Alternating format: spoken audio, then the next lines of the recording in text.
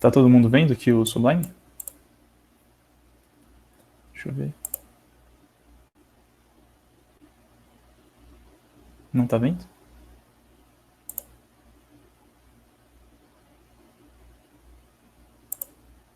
Tá. É porque tem um delay aí. Mas beleza. Então isso é o que eu quero passar na aula. Primeiro, vai ter duas partes da aula, que é primeiro funções e depois recursão. Recursão é uma coisa que você pode fazer com funções. E aí eu quero passar isso aqui. Vou tentar passar. Então, o que são funções? Você já conhece algumas funções, que são scanf, printf, main, certo? Isso são funções nativas do C++ e do C. Mas agora, então o que é uma função primeiramente? Uma função, como vocês já devem conhecer da matemática, é um negócio que recebe um valor e retorna outro valor. Faz operações em cima desse valor que recebe e retorna outro valor. Mas, no C e no C++, você consegue fazer mais coisas. Você consegue fazer funções assim ou funções que fazem alguma coisa para você.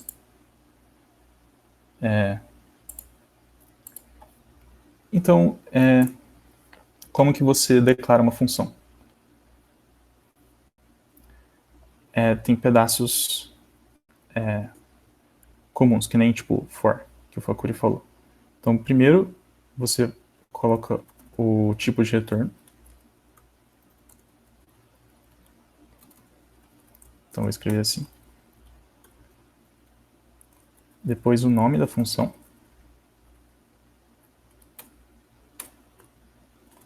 Aí você abre e fecha parênteses. E aqui vão ser os parâmetros. Eles são separados por vírgula. E aqui, então, tipo, você tem o nome do parâmetro e o tipo do parâmetro. Então, tipo parâmetro 1, tipo parâmetro 2, etc. E aqui, nesses colchetes, colchete ou chave, nessas chaves, você faz os blocos, você define o bloco da sua função, que ela vai fazer operações. Então, vamos fazer uma função simples, que, primeiro, deixa eu ver o chat. Vamos fazer uma função simples, que é somar dois valores. Então, primeiro eu coloco o tipo de retorno, que vai ser um int, o nome da função, e aqui eu vou colocar o primeiro parâmetro, que eu vou chamar de a, que vai ser um int também, e o b. Então, abro as chaves e eu faço as operações aqui dentro. Eu quero fazer com que essa função retorne a soma de a mais b. Então, para isso, a gente usa essa palavra reservada, que chama return. E aqui a gente pode colocar o que eu quero que retorne. Então, beleza, a gente declarou a função de soma. Então, vamos receber dois valores aqui. E agora eu quero imprimir a soma. Então, eu preciso chamar essa função. Para eu chamar essa função, vou chamar ela aqui dentro. Eu coloco o nome da função, abre e fecha parênteses, e eu coloco separados por vírgula os parâmetros dela. Então, soma de A e B. Beleza. Vamos ver se funciona isso. Deixa eu tirar aqui.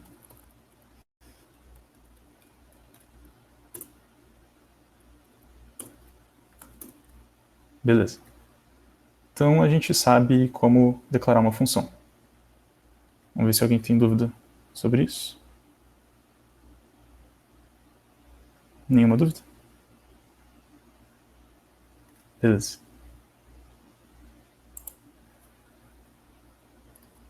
Então, vamos falar sobre o escopo de função. É que nem o Fakuri tinha falado, tudo que você coloca, que nem ele tinha falado na última aula, tudo que você coloca entre blocos, que são definidos por essas chaves, isso define um escopo. Aqui nessa função, eu poderia também fazer algo tipo assim. Poderia declarar uma variável c, que é a mais b, e retornar c. Então, essa variável c aqui só vai estar visível dentro dessa função. Eu poderia também ter uma variável global aqui, c, e isso aqui ainda iria compilar, porque essa variável c aqui foi criada dentro do escopo dessa função, e ela é chamada de variável local. Você pode ter uma variável local, uma variável global de mesmo nome, assim como você pode também ter, sei lá, um if aqui dentro, declarar um c aqui dentro, porque isso aqui é um escopo mais específico do que o escopo da função, que por sua vez é mais específico que o escopo global.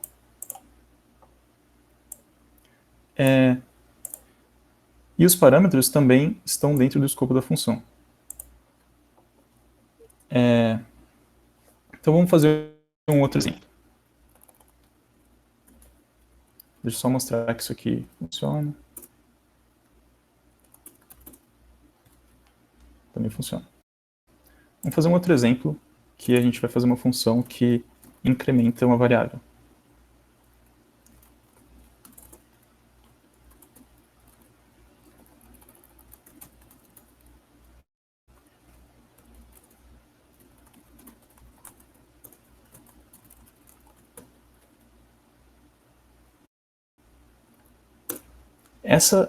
Esse programa que eu fiz vai imprimir 1. Por quê? Porque os parâmetros que eu passo para uma função, eles são copiados por valor. Então, o que significa isso? Quando eu chamar essa função aqui, eu vou passar o x, mas esse x aqui, o valor dele vai ser copiado e vai ser assinalado para essa variável x que está no escopo dessa função. Então, percebe que esse x aqui e esse x aqui são duas variáveis diferentes. Então, quando eu faço x++, na verdade eu não estou fazendo nada. Eu não estou fazendo efeito nenhum para esse x aqui. E um jeito que eu posso corrigir isso é passando variáveis por referência. Tipo assim. Para fazer isso, eu coloco esse e comercial. E aí o que vai acontecer é que, não sei se vocês sabem sobre ponteiro, mas é alguma coisa parecida. Se vocês têm algo, provavelmente ele já falou.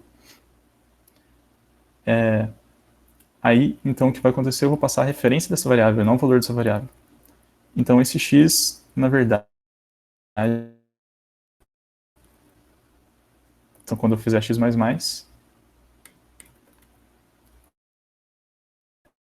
é para funcionar. Funcionou. Alguma dúvida até agora? Então tá.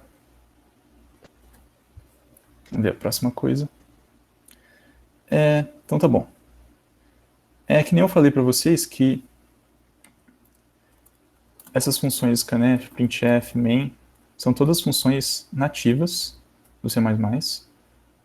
E o C++ já vem com algumas funções úteis, que estão sendo incluídas quando eu faço esse include bits std. Vou falar cada uma delas. Então, são essas aqui. A função de mínimo, uma função que recebe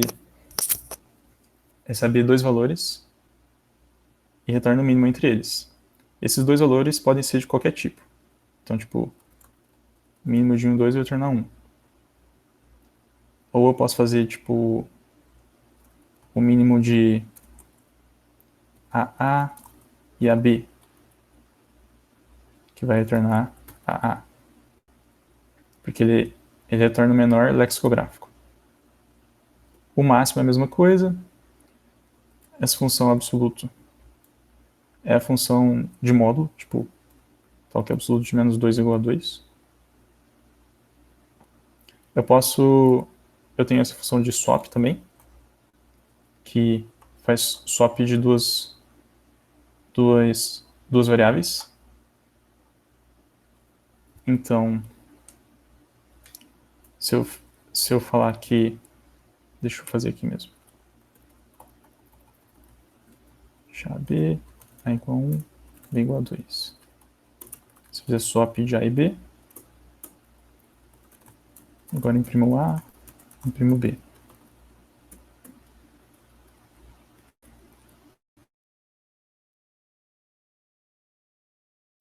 Do ponto de...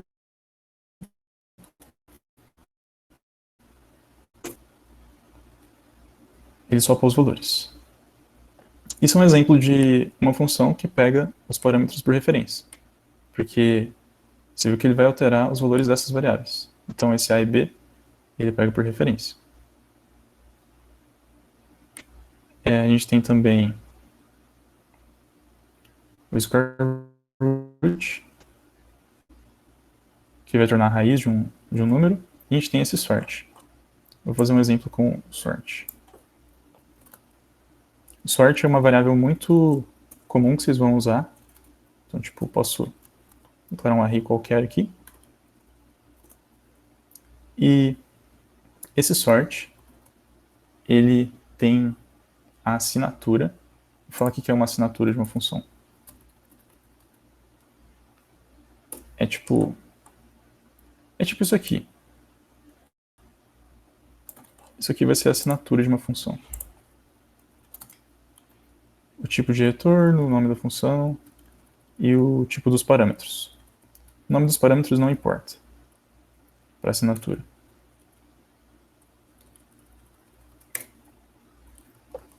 Então ele tem a seguinte assinatura. O retorno vai ser... não importa, eu não sei também. Sei lá. Aí o nome vai ser sort. E aqui você vai colocar um ponteiro, que vai ser tipo ponteiro do início do vetor, um ponteiro na memória. Então vai ser o ponteiro de begin e o ponteiro de end, que vai ser onde que o vetor vai terminar. Nesse caso vai ser v mais 5. Esse end é o end exclusivo, então tipo, esse aqui vai ser o v vai apontar para esse 1. E se eu fizer mais 5, mais 1, mais 2, mais 3, mais 4, mais 5, ele vai sair aqui fora. Por isso que é exclusivo. É o primeiro que está fora. Quando eu fizer isso, se eu imprimir o V agora, então vamos usar os laços que o Facu ensinou.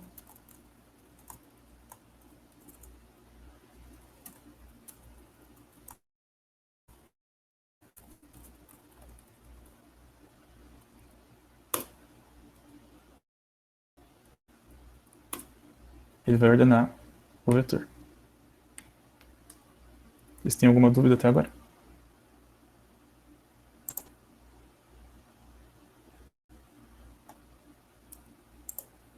Beleza. Tá tudo beleza aí? Fazendo sentido?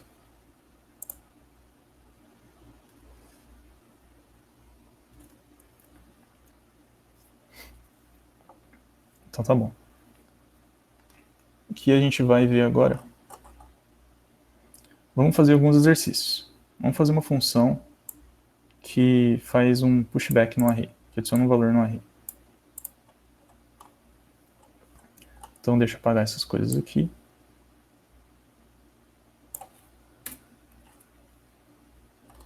E vou apagar isso aqui também. Não, deixa aqui em cima. Eu vou chamar de... desculpa. Qual que vai ser o tipo do retorno? As funções você pode declarar... se uma função não retornar nada, você pode declarar como sendo void. Void significa que a função não retorna nada. Então, vamos chamar essa função de append. Ela vai receber, então, um vetor, um array, que você pode decidir por enquanto, e um número. Só que, quando a gente adicionar esse número no final do vetor, a gente vai aumentar o tamanho dele, né? Então, a gente pode passar o tamanho, quantidade de valores no vetor até agora, nesse aqui, então, o que a gente vai fazer aqui dentro? Então, vamos ver, quando o vetor está vazio, o n vai ser 0. E a última posição do vetor vai ser o próprio n, vai ser o 0. Então, a gente pode fazer v de n igual a x. E depois a gente precisa atualizar o tamanho do vetor. Então, a gente faz um n++. Então, em vez da gente declarar esse vetor assim, vamos fazer vários appends. Vou chamar esse v de 5. Esse v de v5 de tamanho 5. E acho que a gente precisa colocar o 5 aqui também. Então, a gente pode chamar... Primeiro a gente tem que declarar o tamanho do vetor, que começa como 0. E vamos chamar um append para o v. E vamos colocar o número 3. Depois vou fazer isso mais 4 vezes. 1, 2, 5, 4. E vamos imprimir esse vetor antes de fazer o sort. E agora, para ver se a gente atualizou o n direito, vamos iterar até n, não até 5. Aqui a mesma coisa.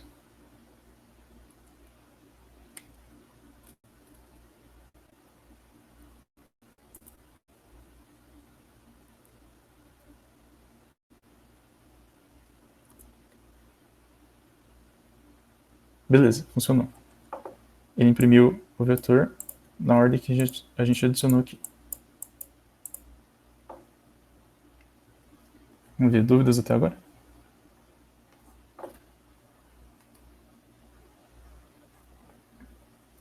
Beleza, nenhuma dúvida? Então vamos fazer outro exercício. Vamos fazer essa função que reverte um array.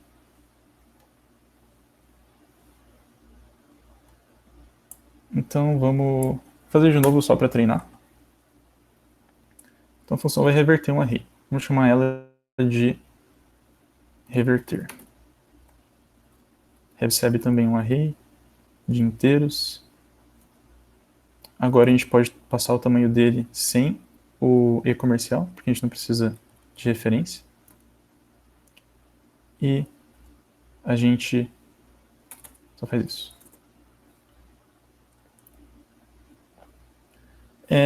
Uma coisa que eu não sei se eu falei, quando a gente passa um array, ele sempre é passado como referência. Quando a gente passa um array dessa forma, o que isso quer dizer é que ele está passando esse array é tipo, se esse array for 1, 2, 3, 4, 5, ele está passando um ponteiro para esse 1 aqui, tipo assim. E por isso que a gente precisa passar o n também, para saber até quanto para frente que o array vai estar alocado. Então vai ter 5 valores. Como isso aqui já está na memória, ele está passando esse ponteiro, é como se ele estivesse passando por referência, essa variável aqui. Então, para a gente reverter um array, a gente pode usar aquele swap que eu tinha falado. E como que a gente pode fazer isso? Vamos iterar pelo array, do jeito que o Facu ensinou. Começa do 0, vai até o n.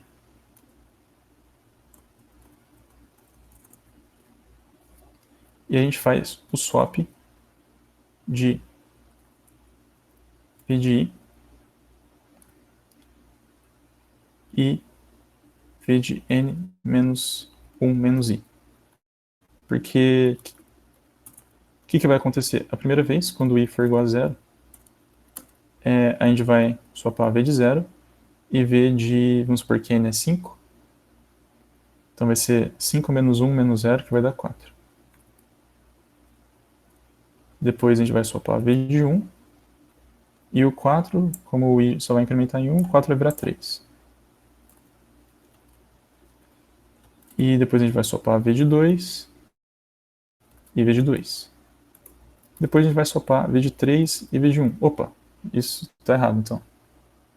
Porque a gente vai swapar esses caras duas vezes, a gente não vai reverter o array. Então, em vez de a gente passar até n, a gente passa até n sobre 2. Então vamos ver se isso funciona. Agora eu não vou chamar esse sort. E como eu apaguei aquela função, eu tenho que declarar o v de novo aqui.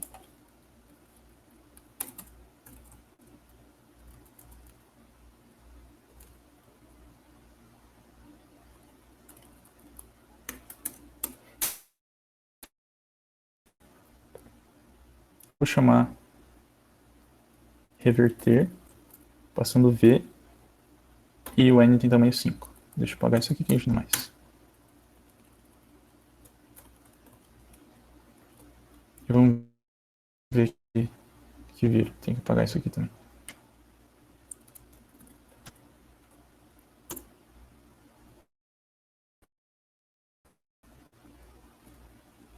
O ponto e vírgula.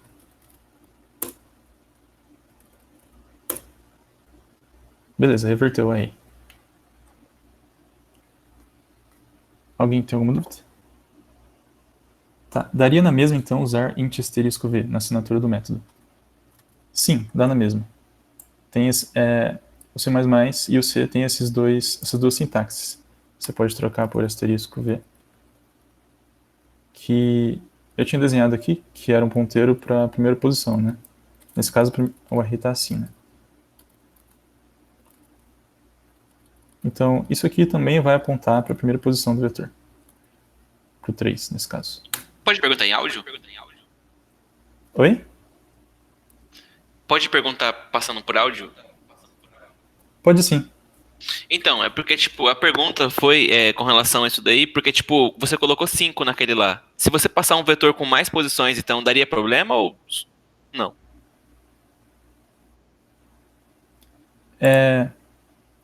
Então, na verdade, eu não tenho certeza se preciso colocar o 5 ou não. Vamos testar.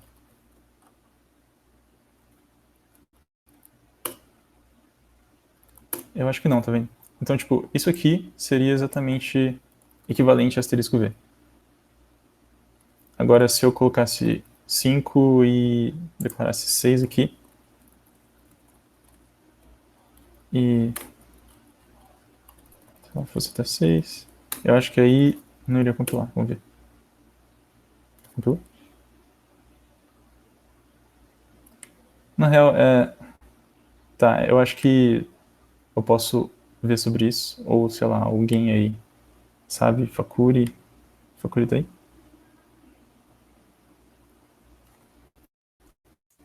Oi. Qual Então, que é a diferença de colocar isso aqui ou não? não sei, eu sempre coloco 100. É porque, na real, tem algumas treta quando você usa. Que nem, tipo, misturar int asterisco com int colchetes, né? Na realidade, eu acho que são dois tipos diferentes, só que na maioria dos casos dá na mesma. Só que, por exemplo, quando você vai mexer numa matriz, né? Então, não dá certo você mandar aquele esquema lá do int asterisco asterisco, muitas vezes não dá certo, né? Porque o colchete é diferente do asterisco, só que dá na mesma, então. Só que enquanto não estiver dando erro de compilação, acho que tá de boa. Eu, particularmente, eu sempre coloco esse asterisco aí mesmo. Porque aí se for uma matriz, eu coloco asterisco, asterisco. Eu só coloquei assim porque eu acho que é o jeito mais comum para o pessoal que está começando. Mas, isso aí. Vamos ver, compila também. Então tá bom. Então, deixa eu ver, já foi meia hora mais ou menos. Vamos falar de recursão então, que é a parte mais pesada. Não é que é pesada a recursão, é que eu acho que a maioria das pessoas fica muito confusa com recursão no início, e eu vou tentar passar de uma maneira de forma a vocês não ficarem confusos. Se você entender direitinho o que acontece na memória, principalmente, você entende a recursão. Então, para isso, eu vou usar a luz aqui. Ô, Turci, Diga. rapidão, só pra finalizar aquela questão lá. Eu fiz o teste aqui, e se você mandar, tipo, se o valor que você está recebendo na função tiver um tamanho maior do que o array que foi declarado, parece que não tem muito problema nesse caso. Desde que você Tá. não use mais tamanho, né? Só que se você, na função, declarar o array com tamanho maior e usar o array com tamanho maior, aí ele vai dar um segfault, né? Tipo Tipo isso. assim? Tipo assim.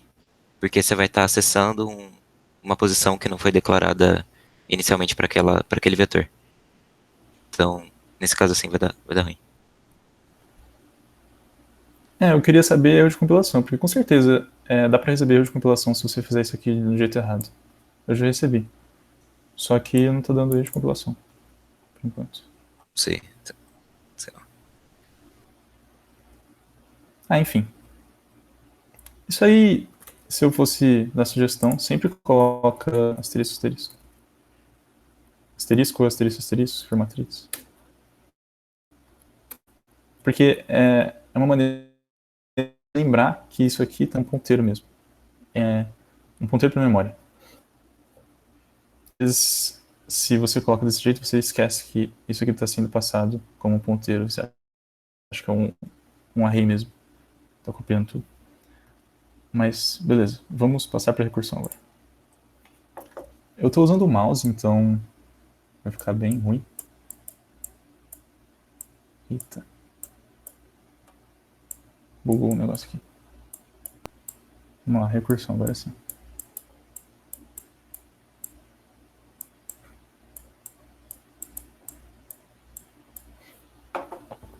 Então, o que significa recursão? Vamos falar primeiro o que acontece quando você invoca uma função. Eu vou representar uma função por uma bolinha. E aqui dentro eu vou colocar o nome dela, vou chamar de f. Então vamos supor que eu vou fazer uma função f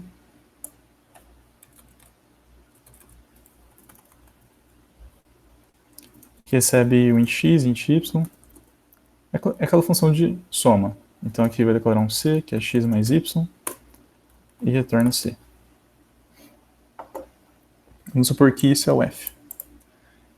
Então, o que acontece é que o compilador, quando você chamar essa função f, ele vai criar um espacinho de memória para o f. E aqui ele vai colocar o x e vai colocar o tamanho de memória que precisa para o x. Como ele é um int, então é 4 bytes. Vai colocar o y também. Então aqui, tipo, 1, 2, 3, y, 1, 2, 3. E o c também, porque foi declarado dentro da função. Basicamente, isso aqui vai ser o escopo de f.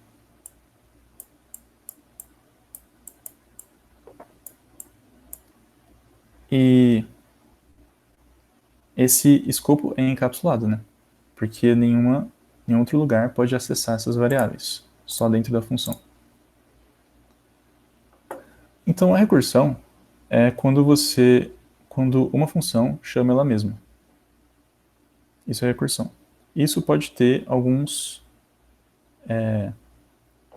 objetivos. Por exemplo, você pode fazer cálculo de recorrências, assim, ou você pode fazer um laço, assim, também. Então, o primeiro exemplo que eu vou dar é para você calcular o fatorial. Então, para você calcular o fatorial, então fat, nossa, que F horrível, fat de n é n vezes n menos 1, vezes n menos 2, etc. Até 1. Ou você pode fazer uma recorrência, que fat de n é n vezes fat de n menos 1.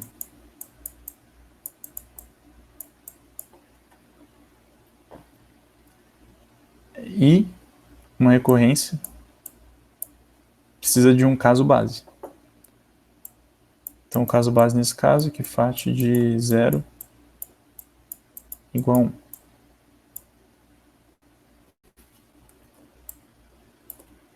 Então, vamos fazer isso no código.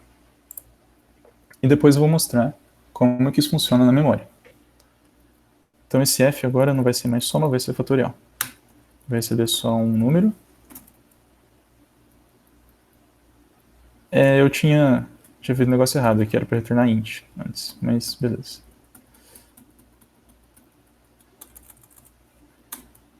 Então, vai receber um número n, e vai retornar um inteiro também. Então, para você calcular o fatorial, você vai só retornar isso aqui mesmo. N vezes fat de n menos 1. Vezes f de n menos 1. E aí, quando n igual a 0, que é o caso base, você retorna 1. Deixa eu ver se tem alguma dúvida aqui. Tá, se vocês tiverem alguma dúvida, como eu não consigo ver o chat, vocês podem falar por voz. Se quiserem me interromper agora, a qualquer momento. Então, tipo, toda recursão, ela tem um negócio que é, tipo, função recursiva aqui. Tem alguns parâmetros, mas aqui em cima vai ter o caso base. E aqui vai ter recursão. Que é chamar a própria função de novo. E aí, então isso aqui vai funcionar. Então vamos ver isso aqui na prática. E depois eu vou explicar o que está acontecendo melhor. Desculpa. Imprimir fatorial de 5.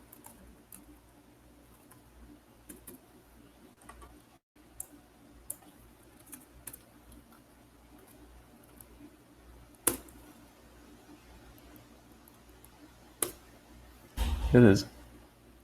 120. Então o que está acontecendo?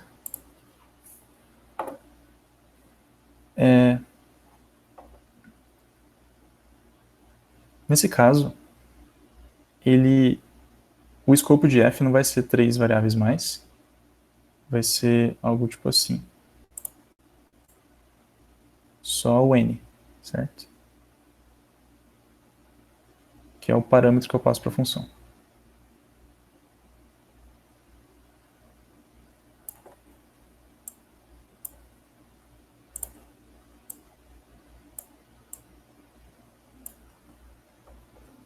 Então agora, em vez de eu representar esse f como só f, eu vou representar por f de n. Então, como eu chamei para 5, eu vou colocar f de 5 aqui. Então o que vai acontecer? O que vai acontecer é que esse n aqui vai ser igual a 5. E vamos fazer um teste de mesa.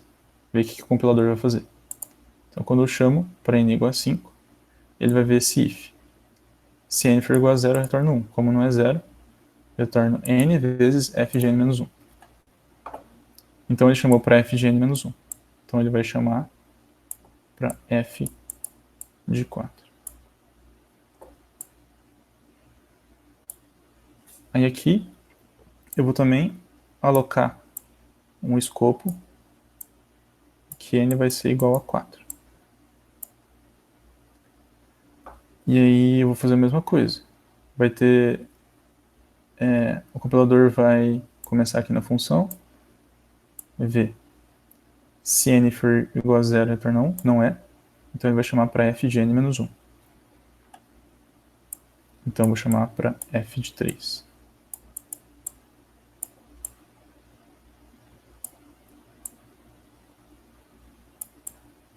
Que n igual a 3. E assim vai até f de 0. E quando eu chegar no f de 0, esse if vai entrar. Então ele vai retornar 1. Então ele vai retornar 1 aqui. Pro f de 2. Aliás, pro f de 1, né? Só que o f de 1, cada função guarda não só o escopo das variáveis dela, mas também onde que elas estão na função até agora. Então, tipo, todo mundo, quando chamou pro cara de baixo, chamou aqui, né? Em função estava aqui, nessa linha.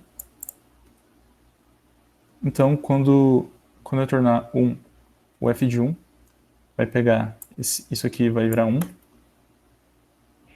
e ele vai retornar 1 vezes 1. Então, f de 1 vai retornar... Deixa eu fazer aqui, vai.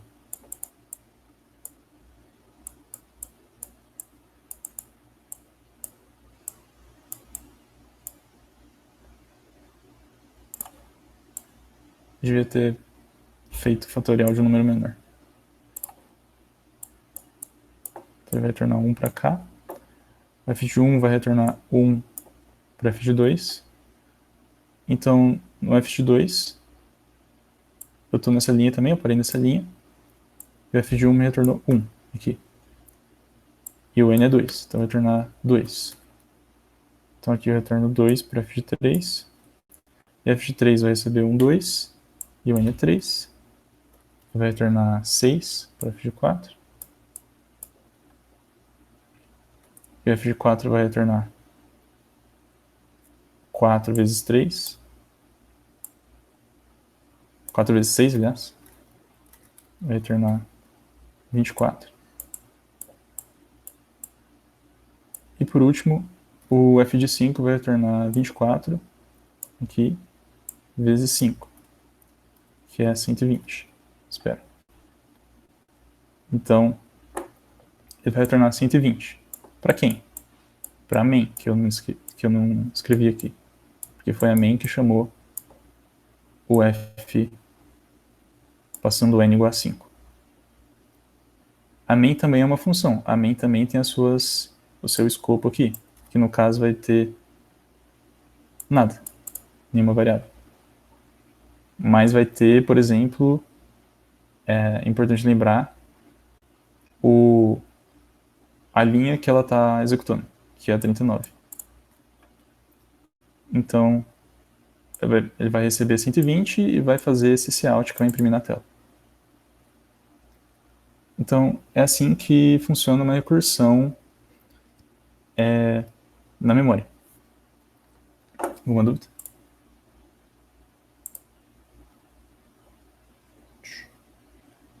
Nenhuma dúvida. Mas esse aqui é um caso simples, que isso é chamado de recursão de cauda. Porque a recursão só chama para si mesmo uma vez. E no final, e tem o caso base aqui em cima. Mas eu vou fazer um exemplo mais complexo. Vamos fazer o exemplo do Fibonacci agora.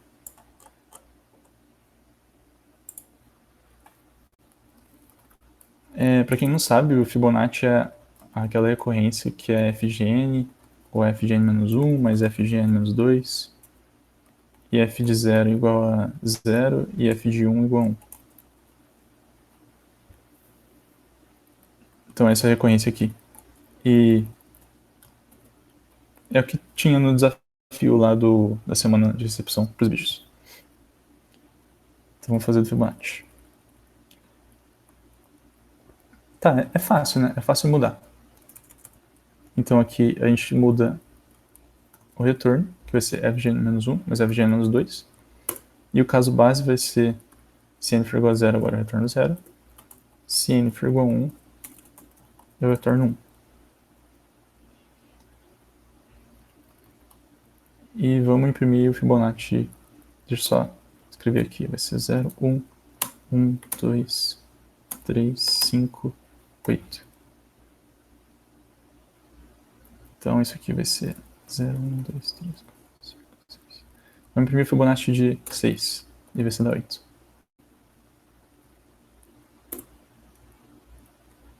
Opa. Vou chamar de F de novo. Beleza. Se imprimir de 10. 55. Se imprimir de 100. E começou a ficar lerdo. Vou mostrar por que tá lerdo. Então esse negócio aqui, esse desenho que eu fiz, para quem tem curiosidade, chama de grafo de fluxo de controle. Mas isso é uma curiosidade mesmo. Muitos de vocês talvez nem sabem o que é um grafo. Então deixa eu fazer em outro lugar. Vamos ver se essas layers funcionam.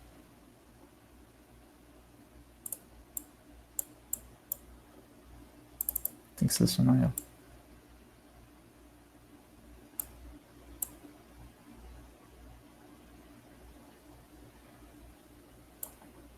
Então agora esse gráfico de fluxo de controle vai ser um pouquinho mais complexo.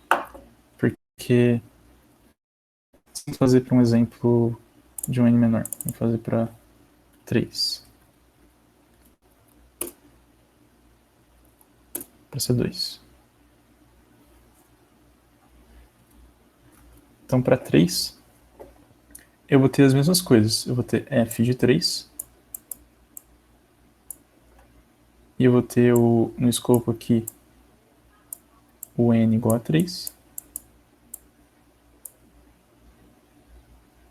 E eu vou ter também a linha atual que eu estou executando, né? Sempre lembrando que isso é independente para cada chamada da função. Esse f de 3 que eu desenho aqui é chamado da função f para quando n igual a 3. Então eu vou começar a função, eu vou passar por esses dois ifs, não vou entrar, e eu vou chamar fgn-1 e fgn-2. Então eu vou chamar, fiz essa setinha muito grande, vou chamar para f de 2 e para f de 1. Aqui eu também vou ter n igual a 1 e aqui n igual a 2. Aí vamos lá, para f de 2, eu vou passar por esse if, vou chamar para fgn-1 e fgn-2.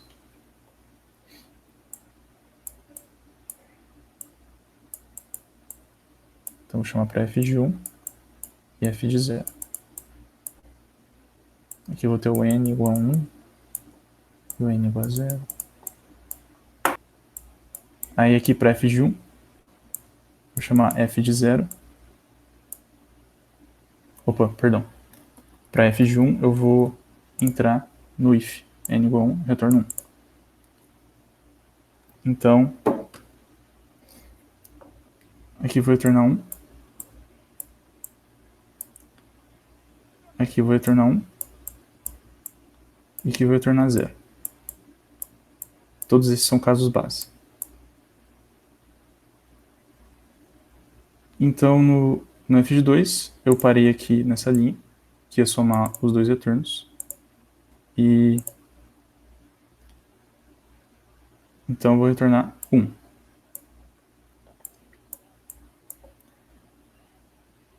E aqui o f de 3 recebeu os dois retornos e vai retornar 2 para mim.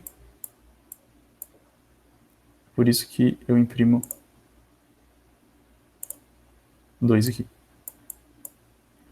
Então vai ser mais ou menos assim que funciona a recursão na memória. Deixa eu ver, alguém tem dúvida?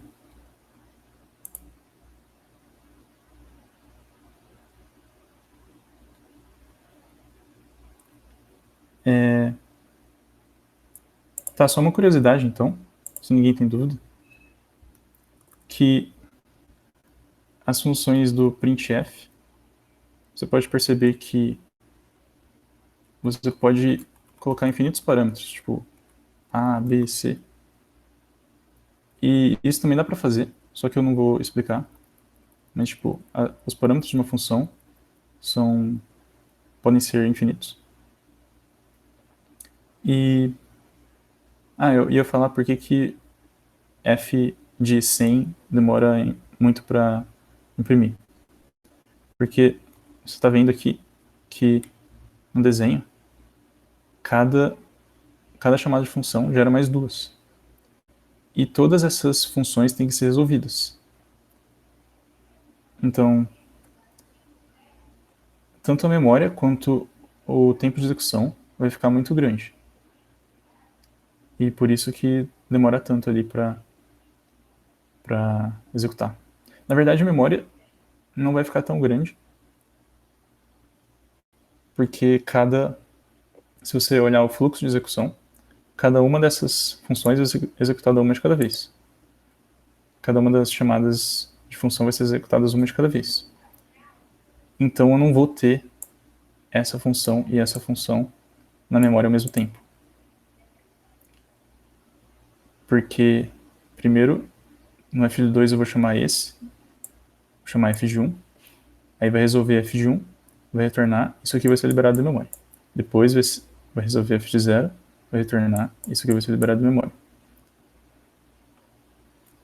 Então, lógico que recursão tem muitos casos, alguns casos são mais complicados do que esses, mas é importante passar os casos básicos e vocês entenderem, principalmente, que as chamadas de função são independentes e se você seguir o fluxo de execução da função e você entender que as funções são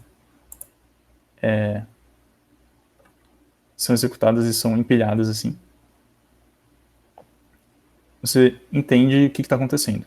Isso é o mais importante.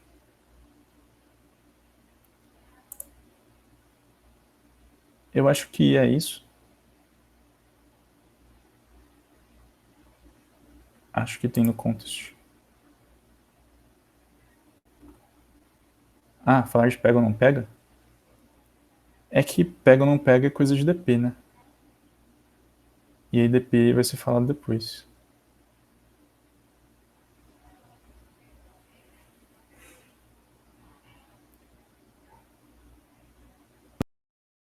Que o problema não precisa de DP? Isso. Você quer falar, Prechá?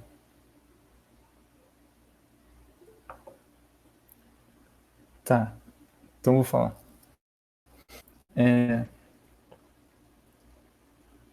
Preciso lembrar o problema.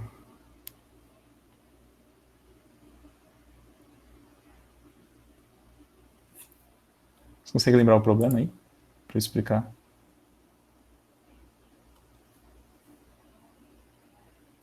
Certo.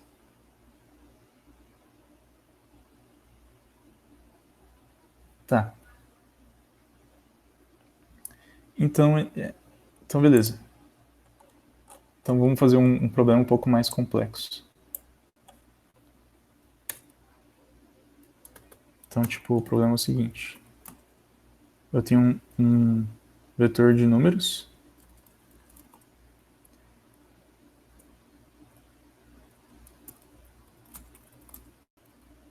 Eu recebo um vetor de números.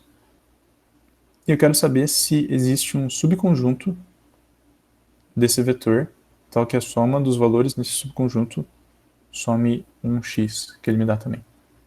Então, o input é um vetor e um x. E o output. Sim, se existe um subconjunto do vetor que soma x, e não caso contrário. Isso é um exemplo típico de problema que você só pode, não é que só pode, mas é um exemplo mais comum que usa recursão para resolver o problema. Você não consegue fazer com um laço, por exemplo.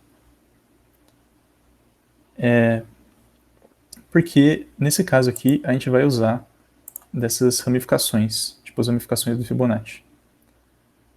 Então, tipo assim, vamos entender qual que seria a combinatória, as combinações de fazer. Tipo, vamos fazer com... Vamos listar os subconjuntos para 3 elementos. Então, tem 3 elementos. Então, eu posso ter 1, 2, 3. Aliás, primeiro, eu posso ter nenhum conjunto. Não sei se isso é contabilizado para o programa. Depois eu posso ter 1. Depois eu posso ter 1, 2. Depois 1, 3. Depois 1, 2, 3. Aí depois eu posso ter 2. Só 2, 2, 3 e 3. Eu acho que é assim, né?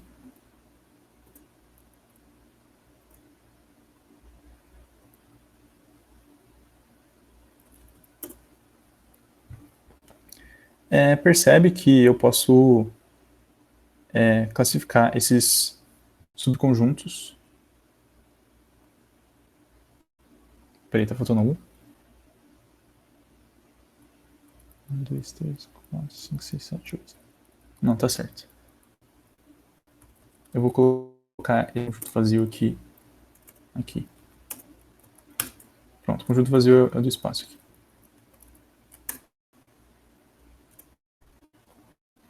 Que eu posso classificar esses conjuntos em conjuntos que têm o 1 e conjuntos que não têm o 1.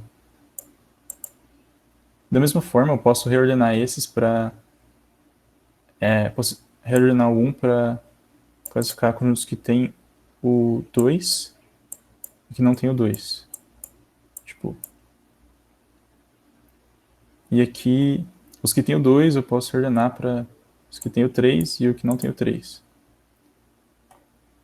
Então, tipo... Na verdade, o que eu estou fazendo é várias decisões de pegar ou não pegar para gerar esses subconjuntos. Então, eu vou falar de novo. Para gerar esses subconjuntos, eu posso pegar ou não pegar valores e fazer todas as combinações de pegar ou não pegar os valores. Então, por exemplo, pegando 1 e depois pegando 2 e depois pegando 3, eu formo esse 1, 2, 3. Agora, pegando 1 e depois pegando 2 e depois não pegando 3, forma 1, 2. Aí pegando 1, depois não pegando 3, não pegando 2 e pegando 3, forma 1, 3. Agora pegando 1, não pegando 2 e não pegando 3, eu formo só 1. Então, o que a gente pode fazer? A gente pode fazer essas decisões numa recursão. Então eu vou escrever o f aqui. E eu vou ter um parâmetro que é qual elemento que eu vou pegar ou não pegar agora. Então eu vou chamar ele de n também. E eu vou fazer ele não retornar nada. Então vamos chamar... aliás, vamos escrever essa função para gerar todas essas possibilidades aqui. Para isso, eu posso fazer... posso fazer um pegou, um vetor pegou, que tem 3 elementos. Yes. 4. Na verdade, vou fazer ele ser um bool. E aí, eu vou chamar a função pegando. Então, eu vou falar que pegou de n é true. E depois eu vou chamar para f de n mais 1. E agora eu vou chamar para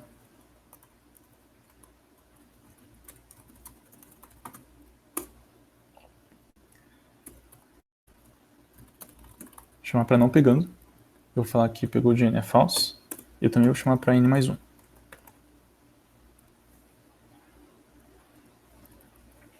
E eu sei que eu não vou pegar o 4 nunca, porque ele não está no array, né? Então, se n for igual a 4, o que eu vou fazer? Eu vou só imprimir os que eu peguei. O subconjunto, então. Então, eu vou passar de 1 até 3. Se pegou, eu imprimo ele.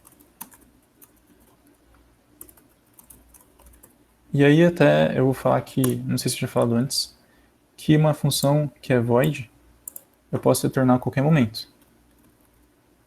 Aliás, não é uma função que é void que eu posso retornar a qualquer momento. Qualquer função eu posso retornar a qualquer momento.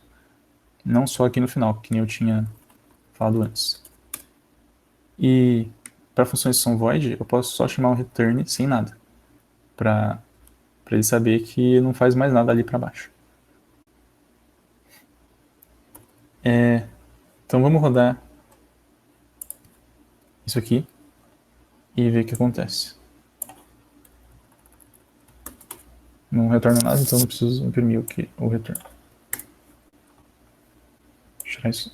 Comentários não serve para nada.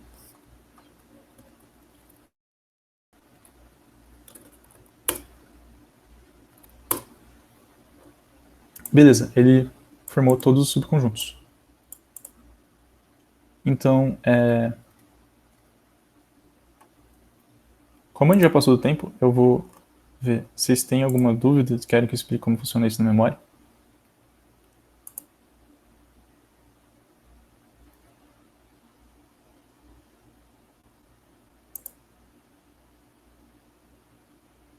Acho que eu vou parar por aqui, então.